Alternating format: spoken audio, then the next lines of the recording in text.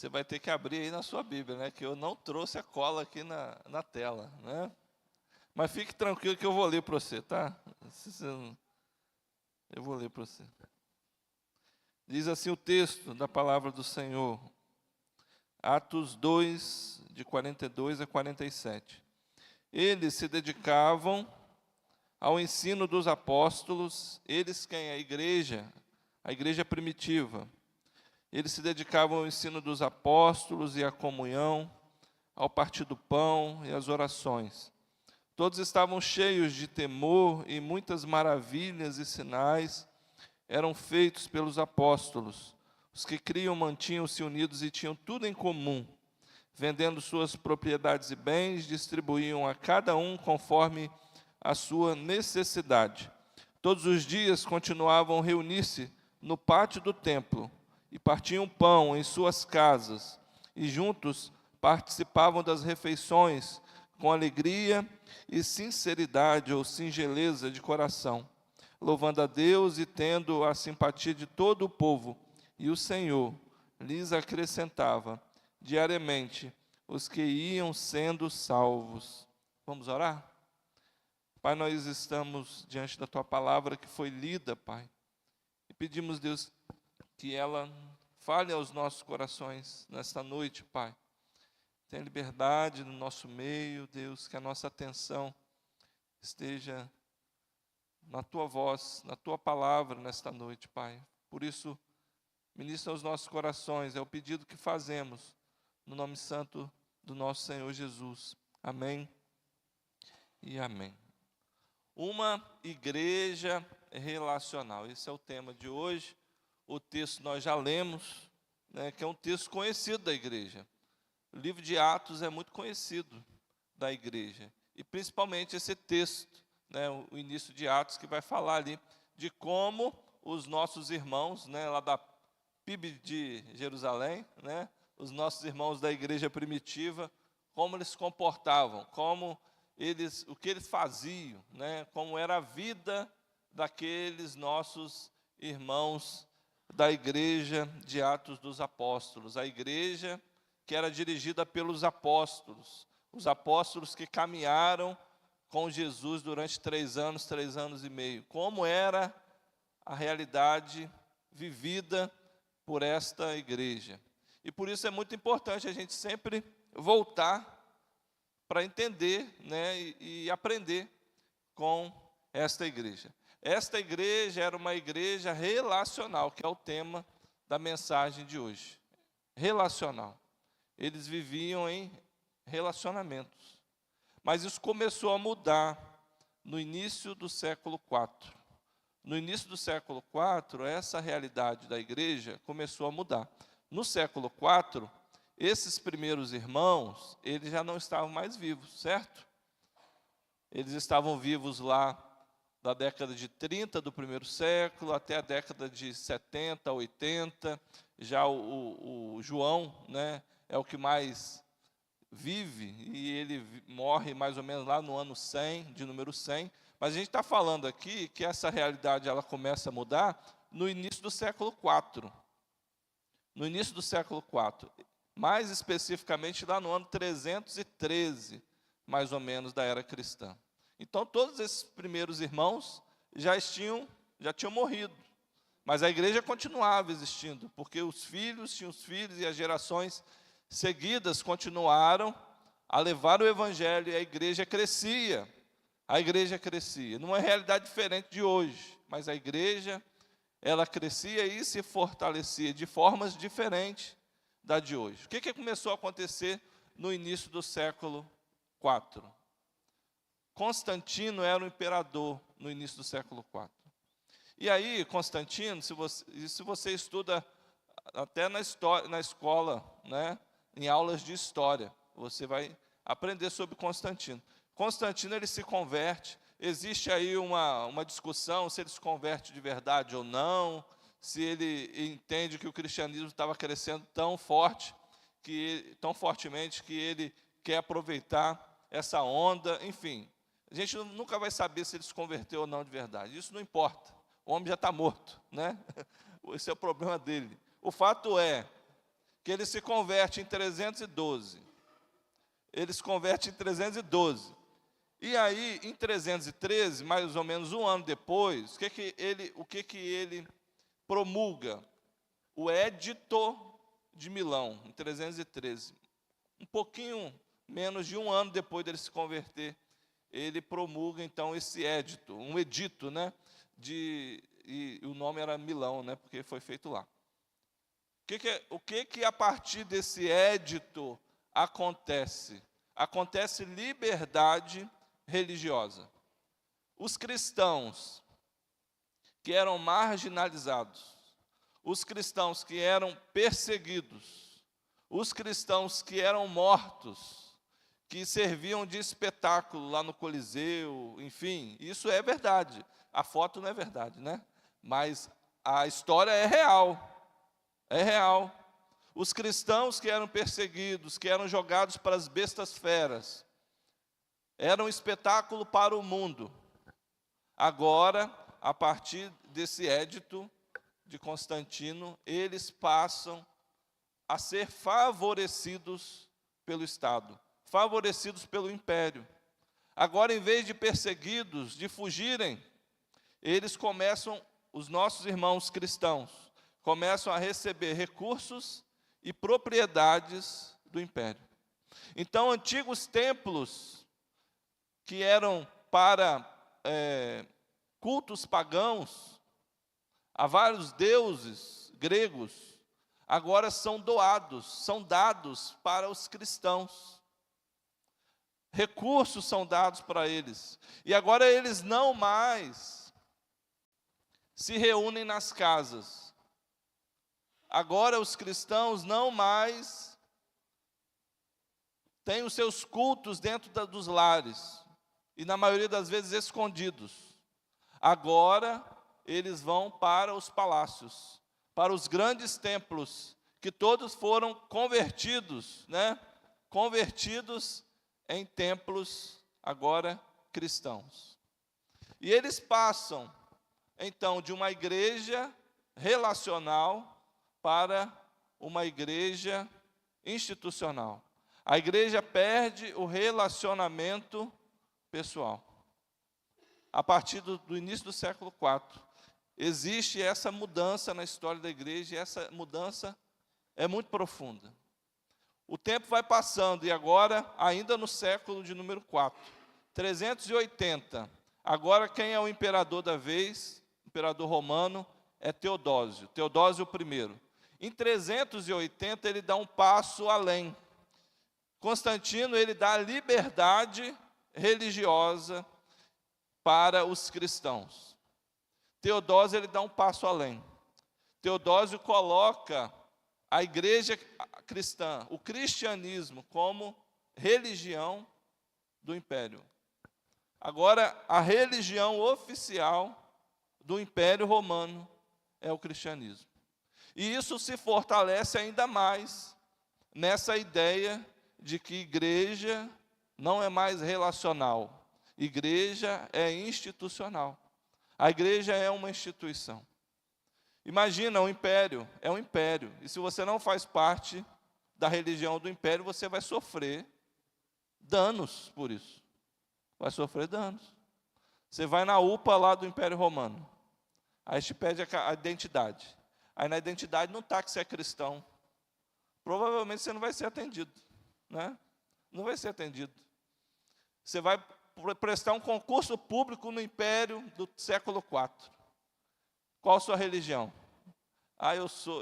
Eu cultuo sei lá, fala um deus grego aí, quem é bom de mitologia? O deus Vênus. Queridão, vai lá para... Você não tem cota para você não pode participar aqui não. O que acontece, irmãos? Todo mundo quer ser cristão, sem mudar caráter, sem se relacionar. Eu quero ser cristão porque o imperador é cristão, tudo agora pertence ao cristianismo, eu vou ficar de fora. E aí as pessoas começam a encarar a igreja como uma instituição, e ela recebe esse poder mesmo. Ela recebe esse poder. Porque agora você vai num palácio, prestar culto. Tem um grupo especial, que é aquele grupo especial que é ungido de Deus, e só aqueles que podem ministrar a palavra. Inclusive, o acesso à palavra é restrito a determinadas pessoas, pessoas diferenciadas. E aí agora, a igreja que era nas casas, se reunia nas casas, era uma igreja relacional. Ela, de fato, agora, a partir do ano 380 da era cristã, ela se transforma numa igreja institucional. E aí, irmãos, a gente carrega essa marca até nos nossos dias. Continuamos carregando essas marcas nos nossos dias. Você não precisa se esforçar muito para entender isso. Tem gente que vem na igreja só nos cultos mais emblemáticos, nos cultos mais especiais. Por exemplo, um culto de Páscoa, né? Culto de Páscoa. O pastor colocou o vinho da Páscoa ali. Eu coloquei de propósito, eu que escolhi a foto, né? Porque para muita gente não tem muita diferença esse entendimento sobre a Páscoa. Mas no culto de Páscoa vem na igreja. Por quê? Porque é um culto especial. A igreja tem um café da Páscoa, né? Então vou na igreja, tem um culto de café de Páscoa. Vai ter talvez uma cantata de Páscoa. Vai ter talvez uma encenação. E aí vem no culto. Talvez venha só no culto de Natal, porque tem a cantata de Natal. Ou então a igreja vai estar toda produzida, vai estar toda enfeitada com as luzes de Natal. E aí você quer dar um upgrade lá no seu Instagram, e você, vou lá na igreja, vai ter uma árvore bonita lá, vou tirar uma foto e vou postar no meu Instagram, né? Aí você dá um upgrade lá no seu Instagram, enfim. Aí vem no culto de Páscoa. Vem aqui para apresentar um bebê. Apresenta um bebê. Está 10, 15, 20 anos sem vir à igreja, mas vem apresentar o bebê. Por quê? Porque eu 55, não tenho 55, tá? Estou dando um exemplo aqui. Eu tenho 50 anos de idade e fui apresentado na PIB Nilópolis. Agora meu filho nasceu, porque o pessoal agora tem filho mais velho, né? Por isso que o exemplo é de 50. Vou apresentar meu filho na igreja onde eu fui apresentado. E traz aqui na igreja para apresentar. E a igreja se alegra com isso. Glória a Deus, a gente se alegra mesmo, é verdade. A gente se alegra com isso. Tem gente que vem na igreja só no culto de ceia. Só no culto de ceia. Aí às vezes vem um mês, aí pensa assim, não, mês passado eu já vi. Então, vou faltar esse mês, aí no outro eu venho. E aí vem só no culto de ceia. E pode vir, não tem problema não. É melhor ser vir do que não vir, né? Tudo bem. Mas eu quero que você entenda o seguinte, essas pessoas fazem isso. Elas fazem isso sem nenhum peso na consciência. Por quê? Porque a igreja, para elas, não é um lugar relacional. É apenas um lugar institucional. Então vem, esse ano eu já fui num culto lá na igreja, lá no culto X, Y, e está tudo bem. Porque o que faz falta para ela não são os relacionamentos da igreja, os relacionamentos semanais da igreja. O que faz falta para ela são esses marcos institucionais. Vínculo institucional, não um vínculo relacional. Quem conhece essa escola aí? Ó? É uma escola, tá? Anacleto Ramos. O meu ginásio, que hoje é fundamental, estou tão velho que as coisas já mudaram o nome, né? Né, o antigo ginásio, que agora é fundamental, foi nessa escola aí, Anacleto Ramos, lá em Cachoeiro de Itapemirim, né? Terra do rei Roberto Carlos. O Roberto Carlos quase foi meu avô, um dia eu conto essa história aqui. Muito bem. Muito bem, deixa quieto isso aí. Eu estudei nessa escola aí, na quinta série, sexta série, até a oitava série, né? Hoje mudou tudo, né? E aí foi difícil para minha mãe conseguir vaga. Cadê minha mãe? Está ali. Foi difícil para conseguir vaga na escola, porque naquela época era difícil para conseguir vaga. Tinha que ficar na fila, tinha que ter um network ali com a direção para conseguir vaga. E aí consegui a vaga lá com muito custo, consegui a vaga e estudei nessa escola aí, o meu ginásio todo aí. E aí, irmãos, muitos anos depois, 15, 20 anos depois que eu já tinha saído da escola, eu fui em Cachoeiro, né, anualmente, eu tenho essa média de anualmente ir em Cachoeiro, visitar lá o pessoal, a família e tal. E aí eu estava passando perto, aí eu pensei, estava aberto, eu falei assim, eu vou entrar lá, Leonardo, para ver como é que está. Aí entrei lá, cara, e foi muito legal, assim, você vê o prédio, ali é só a entrada, lá para trás tem um prédio novo e tal. Inclusive tem a placa de reforma ali, vão reformar a escola. E aí eu fui e comecei a olhar aquela estrutura, aquele local, e me vieram muitas recordações, muitas recordações. Se eu encontrasse alguém ali daquela época, isso é muito raro disso acontecer, ia aumentar ainda mais a minha alegria, eu ia ficar mais feliz ainda. Imagina, encontrar uma professora minha, encontrar um colega de escola, improvável, mas imagina, eu ia ficar muito feliz. Mas só em estar naquela estrutura, naquele lugar, já me trouxe muitas lembranças afetivas, né, muitas experiências que eu vivi ali. Mas deixa eu te contar uma coisa. Isso é um vínculo institucional. Não dependia de pessoas. Só eu ir naquele lugar já me traz lembranças. E lembranças boas. Lembranças boas. Só, querido, essa minha visita, por acaso lá, 15, 20 anos depois, não é essa minha visita que mantém aquela escola viva. Você pode concordar comigo. Você acha? Aquela escola se mantém viva só porque 15, 20 anos depois eu apareci lá para fazer uma visita? Não, não é isso. Não é esse vínculo institucional de alguém que passou por ali que mantém aquilo aberto. Não é isso que mantém aquela escola aberta. O que mantém aquela escola aberta são os alunos daquela escola que semanalmente estão lá. E é foto real, tá? Não fui lá para tirar foto, né, irmão? Ia sair caro o sermão, né? Eu achei na internet, tá? São os alunos que se relacionam e aprendem juntamente, semanalmente, que mantém aquela escola viva. Que mantém aquela escola viva. Não é diferente da igreja. O que mantém a igreja viva não é uma visita institucional. O que mantém a igreja viva são os discípulos que se relacionam e aprendem juntos aqui semanalmente. Ou seja, o que mantém a igreja viva é ela não ser uma instituição, é ela ser relacional. Relacional. Tudo bem você vir aqui visitar a igreja, você está vendo pela internet, legal, traz recordações, isso é maravilhoso. Maravilhoso. Mas a gente não pode viver dessa forma.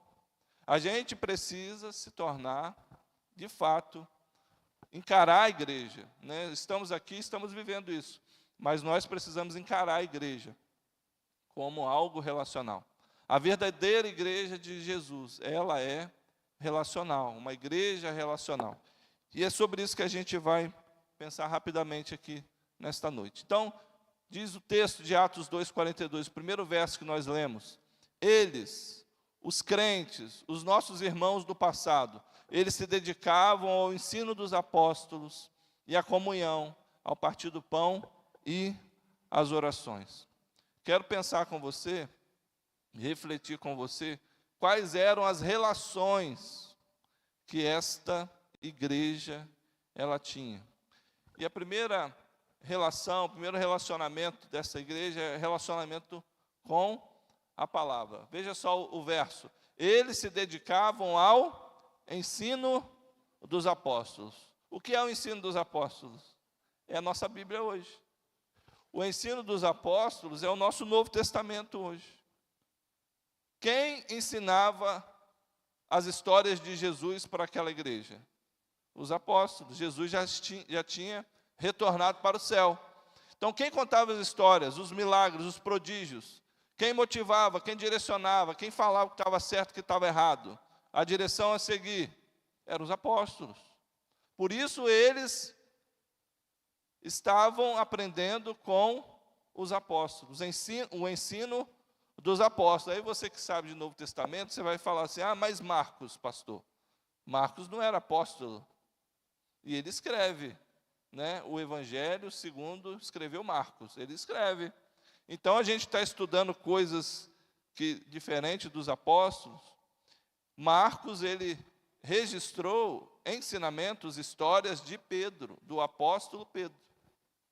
Então continua sendo ensino apostólico. E Lucas, pastor? Lucas também não era apóstolo. E Lucas escreveu o Evangelho segundo escreveu Lucas.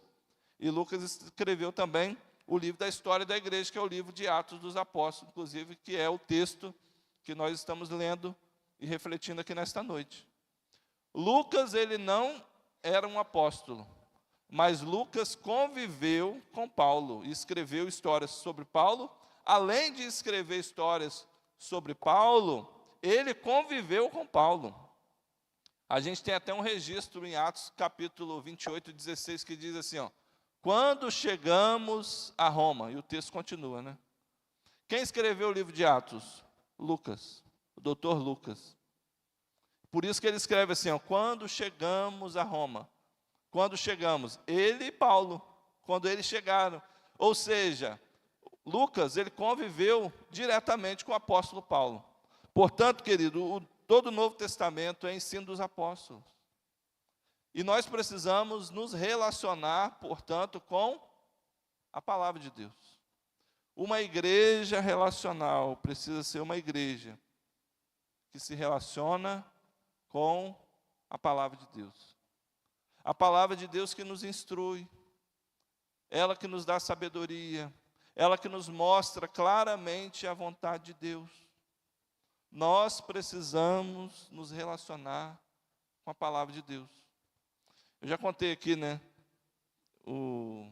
Tem gente que fala assim, eu não consigo ouvir a voz de Deus. Nunca tive essa experiência de ouvir a voz de Deus. Sabe o que você pode fazer? Ler a Bíblia em voz alta. Se você lê a Bíblia em voz alta, você está ouvindo a voz de Deus.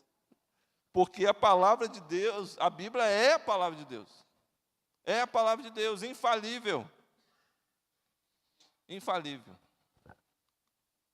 Precisamos nos relacionar com a palavra.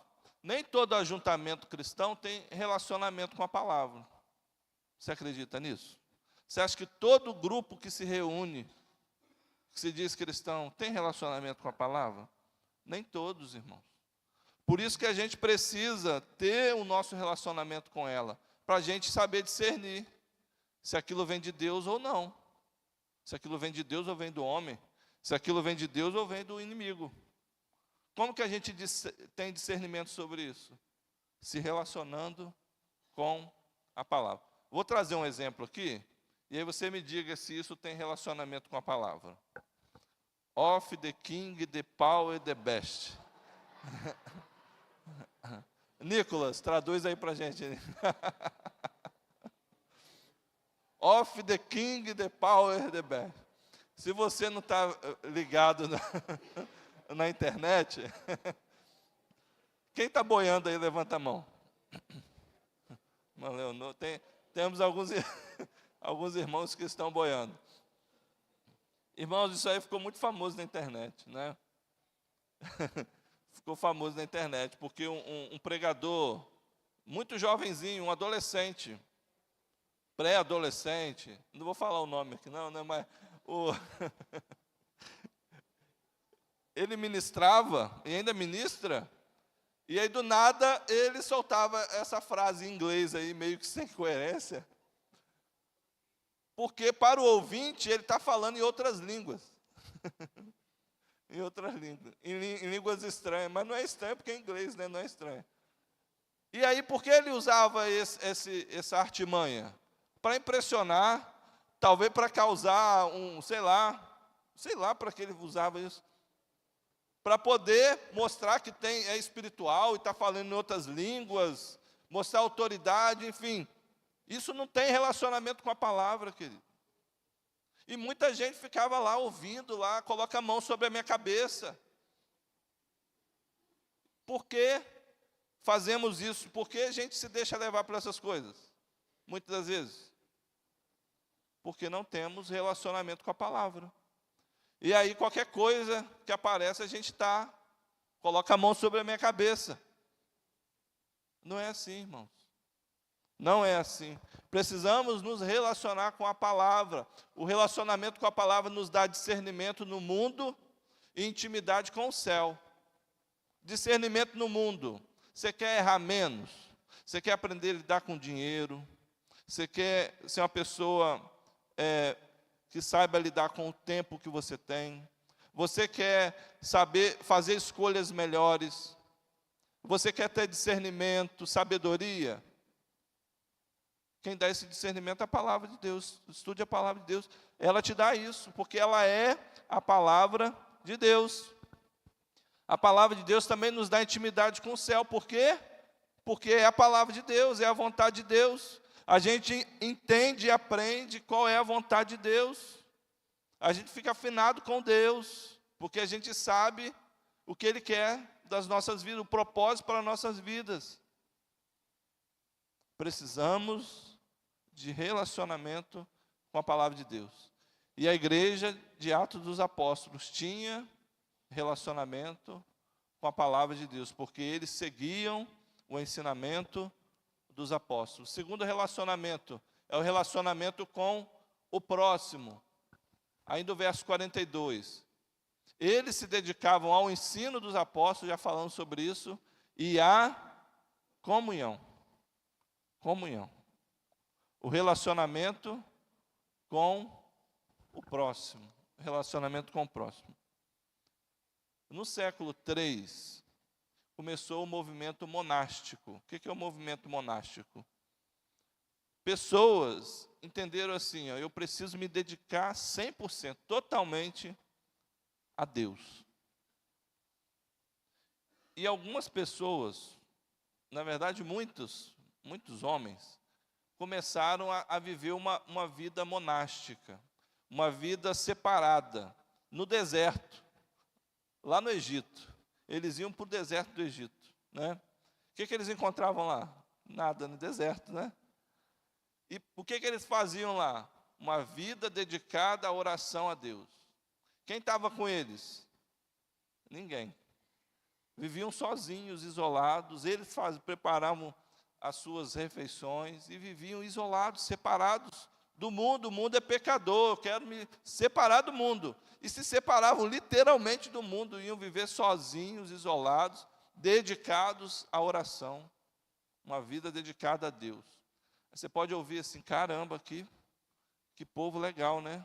Que bênção esses homens se dedicarem a esse nível para Deus. Só que tem um problema nisso aí, irmão. O problema é que isso não é de Deus. Não é de Deus. Não era a vontade de Deus. Não é essa a vontade de Deus que vivamos isolados, separados. Deus nos quer nos relacionando. Nos vê nos relacionando. Não fomos feitos para vivermos isolados, separados das pessoas. Dá trabalho viver com gente? Claro que dá. Gente dá trabalho. Muita gente, imagina, um monte de dia de gasto junto. Misericórdia. Difícil demais. Mas Deus nos quer, irmãos, nos relacionando. Ele nos fez para isso. Ele nos fez para isso. Não fomos chamados para o isolamento, mas para o relacionamento. Relacionamento. E esse é o segundo tipo de relacionamento que aquela igreja de Atos, ela vivia e experimentava. Relacionamento um com o outro, relacionamento com o próximo. E isso dá para ver no texto que eu li no início do sermão. Olha o que diz o verso 43. Todos estavam cheios. Verso 44. Mantinham-se unidos. Ainda no 44. Tinham tudo em comum.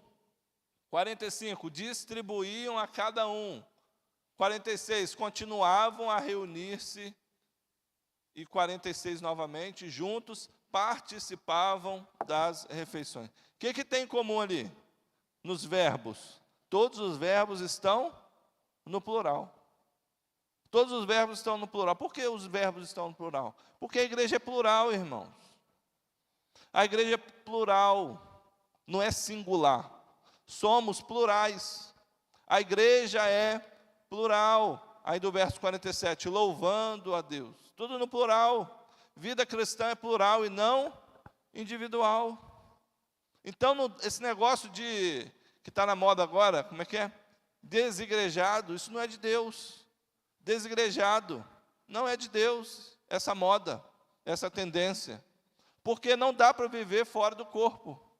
Se a igreja é o corpo vivo de Cristo, onde Cristo é a cabeça, a sua igreja é o seu corpo vivo. Não dá para ficar um membro separado do corpo, senão morre.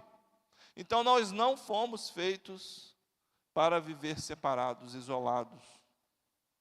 Vida cristã é vida plural. Não dá para viver de forma individual. Não dá para ficar vivendo a vida toda, a vida cristã, em culto online. Talvez você tenha necessidade de, por um momento, por um período, por uma questão, talvez de saúde, ou de viagem, você viver lá um culto online. Mas isso não é para sempre. Isso não pode ser para sempre, tem que ter data de término. Porque vida cristã é plural, irmãos. É plural, é no grupo. É no grupo. É no relacionamento com o próximo que crescemos e somos curados. Olha o que diz Tiago sobre isso. Portanto, confessem os seus pecados uns aos outros e orem uns pelos outros para serem curados. A oração de um justo é poderosa e eficaz. É na unidade, é no um a um, é no uns aos outros, é na pluralidade que nós somos curados, que nós crescemos, que nós aprendemos, que nós amadurecemos e que somos curados. É que somos curados. Por isso a importância de se reunir, de estar junto, de estar junto. Pergunta: é possível esse nível de comunhão pós-culto? Eu não sei se no pós ele tinha hífen, amor, eu não te consultei? Precisa não, né? É possível esse nível de comunhão, irmãos, de ser curado, que Tiago está falando aí para a gente, pós-culto? A gente vai acabar, não sei se vai ter cantina, acho que vai ter cantina. A gente vai ficar lá, comendo alguma coisa, falando com o outro, mas tem tempo para gerar esse nível de intimidade e de cura que Tiago está falando com a gente ali, um pós-culto? Não tem como. Então vamos fazer antes do culto. Antes do culto a gente chega ali correndo para chegar aqui e cada um vai fazer suas coisas e tal. Isso dá até para fazer, né, por exemplo, um grupo de mensageiras do rei saíram agora, né, e voltaram hoje. Saíram no final de semana, voltaram hoje. Com certeza elas cresceram no relacionamento, porque tiveram tempo para se relacionar. Estava um pequeno grupo ali que dá para se relacionar. Sexta-feira tem grupos aqui. Tem o grupo, tem o Papo Reto, tem o UP. E aí esses grupos ainda dá também para você, de alguma forma, você começar a criar um relacionamento. Por quê? Porque ali tem um tempo ali e tal para você refletir. Mas pós-culto não dá. Nem antes do culto, na maioria das vezes, que a gente está sempre na correria. Então a gente precisa ter esse espaço de cura. Ter um espaço, um tempo, para a gente conseguir relacionar uns com os outros. Porque é nesse ambiente que a cura acontece. É nesse ambiente. O pós-culto é um bate-papo muito rápido. Não dá para a gente aprofundar no relacionamento. Dá para você trocar um telefone, vender um Avon, né? Um negócio assim, uma coisa mais rápida assim, né? Dar um cartão aquele cartão de visita tal. Mas se aprofundar em relacionamento, irmãos, precisa de um ambiente para isso. E os pequenos grupos é feito para isso, para gerar relacionamento, se aprofundar em relacionamento, crescermos juntos e sermos curados e servirmos. Então, no tempo, dá para fazer mais ou menos, como eu já falei, uns grupos que se reúnem e tal, durante a semana. Mas, de fato, são nas casas. Como lá na igreja primitiva, eles cresciam em relacionamento, sendo uma igreja relacional. Nas casas, com poucas pessoas, num ambiente seguro, que você vai, a cada semana, pegando confiança no grupo, e com o tempo se abrindo, sendo ministrado e também ministrando pessoas. Terceiro, relacionamento que aquela igreja de Atos, ela experimentava, relacionamento com os necessitados. Diz ainda o verso 42, eles se dedicavam ao ensino dos apóstolos, à comunhão e ao partir do pão. Relacionamento com os necessitados. Ajudar o próximo, querido, é natural para quem é espiritual. Você é um crente, você é um convertido ao Senhor. Então você é um ser espiritual. Na verdade, todos nós somos seres espirituais, né? Tem gente que só vai descobrir isso quando partir. E da pior forma possível, né? Mas todos nós somos seres espirituais. Mas se você gosta de pensar nas coisas do alto, se você dá vazão para as coisas do espírito, você é um ser, digamos assim, mais espiritualizado, né? Em termos que são ditos nos dias de hoje, né? Se alguém puder pegar um copinho de água para mim, vai me ajudar, tá bom? Ajudar o próximo é natural para quem é espiritual. E se nós somos crentes, somos convertidos ao Senhor, irmãos, ajudar o próximo é algo natural para a gente. Natural. Por exemplo, você, ao que diz o texto, verso 45, vendendo suas propriedades e bens, distribuíam a cada um conforme a sua necessidade. Essa era a ação dos nossos irmãos lá do século I. Eles distribuíam aquilo que ele tinha para aqueles que tinham necessidade. Eles viam uma necessidade e eles atuavam para resolver a necessidade, né? A junta de missões, a UICE falou sobre isso aqui hoje no momento missionário. Mas a gente não pode esperar somente a instituição fazer. A gente, na nossa vida diária, a gente tem que colocar isso em prática também. Porque é natural para quem é espiritual ajudar, abençoar o necessitado. Então, por exemplo, você parou no sinal. Tem um cara lá vendendo bala. Se você tiver um trocado ali, ajuda, cara. Aí vai entrar aquela discussão, né? Ah, mas isso aí vai fortalecer os pedintes. Deixa isso aí para os sociólogos discutir, irmão, os antropólogos. A gente é crente. A gente, se tiver como ajudar, a gente ajuda. E na maioria, e de forma principal, não pega bala, não. Né? Às vezes você pensa assim, o cara está lá e você vai e tem lá R$2 a balinha lá. Aí você nem pode chupar a bala. Mas você pensa assim, eu vou dar os R$2, vou pegar a bala também, né? Nem pode chupar a bala. Dá os R$2, irmão, aí que vai entregar a bala. Não, pode ficar aí, entendeu? É uma forma de você ajudar, uma forma mínima de você ajudar. Vai parando no lugar e chega lá o flanelinha. Aí você, não vou pagar isso não, porque isso aqui não é da prefeitura, isso não é legalizado, não recebi o cartão. Dá o dinheiro lá, irmãos, e vida que segue. De alguma forma você está abençoando, você está ajudando o que está passando necessidade. Entendeu? Então, o que eu faço? Eu deixo um monte de notinha trocada. Às vezes, alguns dão azar. Não posso falar que crente dá azar, né? Quem dá azar é o cara, não sou eu, né? Às vezes, quando vai pedir, não tem mais, que já acabou. Né? Aí não aceita Pix, fazer o quê, né?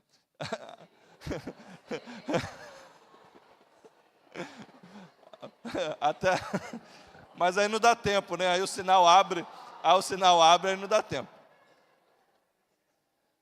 O sinal abre e não dá tempo, né, irmão? Então, a gente pode ajudar. Irmão, você tem várias oportunidades de ajudar um necessitado. Então, se tiver oportunidade, ajuda. Ajuda.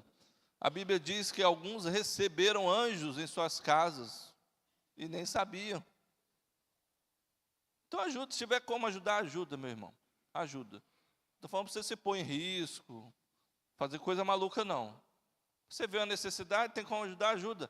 Entendeu? Começa a ser sensível, deixa sentir uma queimação que não seja azia, né? Você vê que é do Espírito de Deus, ajudar, ajuda. Ajuda e segue a vida. Mas tem outra forma de ajudar também os necessitados. De forma espiritual. De forma espiritual. Tem muita gente que não está precisando de dinheiro, mas está precisando de um ouvido. Está precisando de uma oração. Está precisando de um abraço. É um necessitado também. É um necessitado. Porque a gente vive num país né, emergente e tem muita necessidade. E aí quando a gente fala assim, ajudar o necessitado, a gente pensa o quê? É pagar um salgado, pagar uma conta de luz, é pagar um remédio, é dar um dinheiro. A gente sempre pensa nessa necessidade, a gente esquece da necessidade espiritual das pessoas. Muitos estão, e a maioria, e muitos tem um combo, né? Tem muita gente que passa a necessidade natural, mas também está passando a necessidade espiritual. Talvez você não tenha como ajudar de forma material, mas você tem como ajudar, querido, se você é um crente, ajudar a necessidade espiritual de alguém.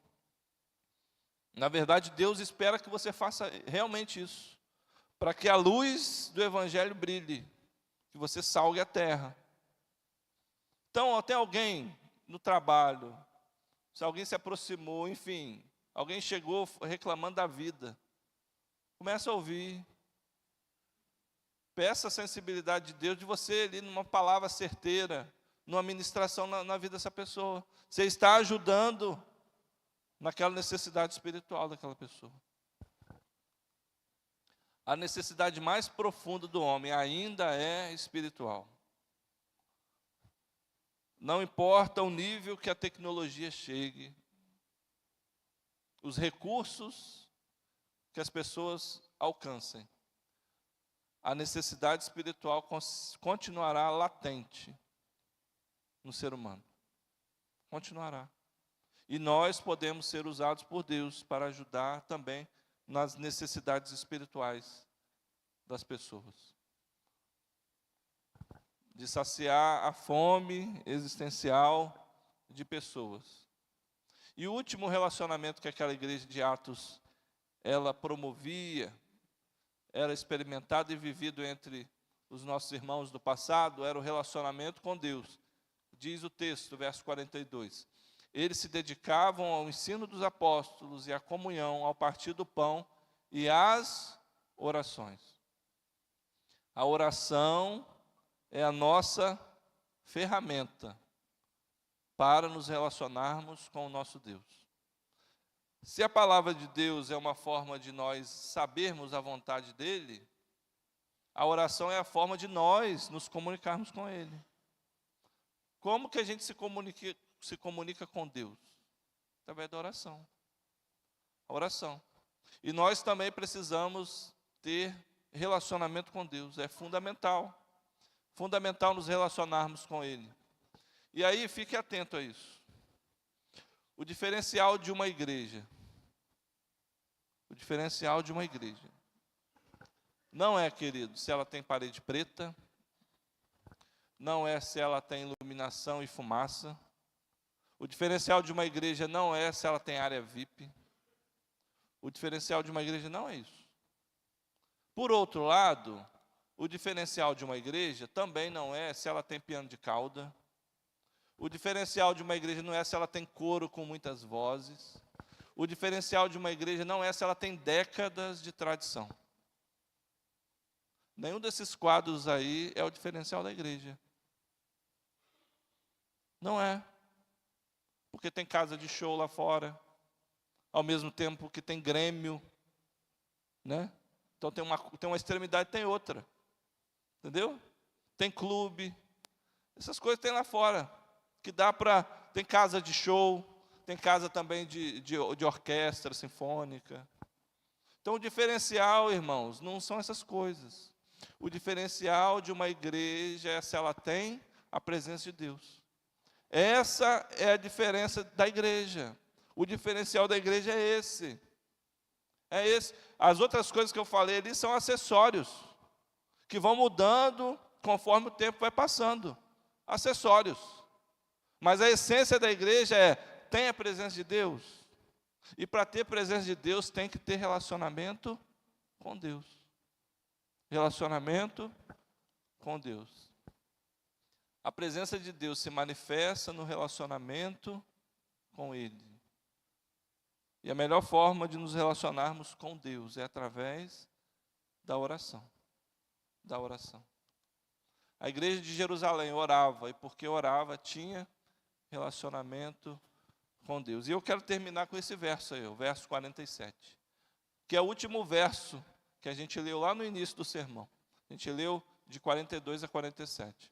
E diz assim o verso 47: louvando a Deus e tendo a simpatia de todo o povo, e o Senhor lhes acrescentava diariamente os que iam sendo salvos. Por que Deus trazia pessoas para aquela igreja? Por que Deus trazia pessoas para aquela igreja? Que se reunia nas casas naquela época. Na verdade, no templo e de casa em casa. Ainda não tinha iniciado a perseguição aos apóstolos em Jerusalém. Por que o Senhor ia levando pessoas para aquela igreja? Porque eles eram uma igreja relacional. Uma igreja de relacionamentos. E eles tinham relacionamento com a palavra, com o próximo, com os necessitados e com Deus. Queridos, Deus vai fazer algo no nosso meio, como já tem feito há décadas. Vai continuar fazendo, melhor dizendo. Deus vai continuar fazendo. E se queremos que o Senhor traga mais pessoas, se você quer que o Senhor use a sua vida, nós precisamos buscar esses relacionamentos aí, com a palavra de Deus, com o próximo, ajudando os necessitados e também, principalmente com Deus. Assim nós seremos, então, uma igreja relacional, não uma igreja apenas instituição, onde a gente, uma vez ou outra, a gente sente vontade de vir aqui só para poder suprir a nossa, como é que chama? O nosso saudosismo. Deus quer que vivamos uma igreja relacional. A gente tenha prazer de estar aqui, de ser capacitado, de ser motivado, de ser abençoado, para podermos continuar sendo igreja também, durante a semana. Vamos orar? Quero te convidar a orar. Assentado mesmo como você está. Vamos falar com o Senhor. Pai, nós queremos agradecer ao Senhor, porque a Tua palavra se mantém viva, eficaz, mais cortante que espada de dois gumes, Deus, que faz divisão entre corpo e alma. A Tua palavra continua viva, Pai. E como ela foi no passado, Deus, essas experiências vividas pelos nossos irmãos, Pai, lá no primeiro século. Queremos também experimentar, Pai, essas coisas. Por isso, nos abençoe. Continue a nos capacitar, Deus. E nos desperte, Pai. Nos desperte para vivermos os relacionamentos que ainda não estamos vivendo, Pai. E que isso abençoe a Tua igreja. E que isso traga pessoas para esse lugar. E que isso faça expandir o Teu reino aqui na terra, Pai. E que isso nos dê também, Deus, um propósito de vida. Nos dê alegria nos nossos ajuntamentos, Pai. Desperta isso em nós. Desperta a Tua igreja, Pai. E nós já Te agradecemos por aquilo que o Senhor já tem feito. Nós já Te agradecemos pelo despertamento que o Senhor tem gerado. nós já te agradecemos. Nós te louvamos, Pai, pela tua igreja, desde os pequeninos até os mais velhos, nós te louvamos, Pai. E pedimos que o Senhor use cada geração aqui, cada geração, porque cada geração tem um acesso, Pai. Cada geração tem um público que o Senhor quer atingir, quer usar. Por isso usa, Pai, cada servo teu aqui, para o louvor do teu nome. Nós te agradecemos, nós te louvamos, e fazemos isso no nome de Jesus, o nosso Senhor. Amém e amém.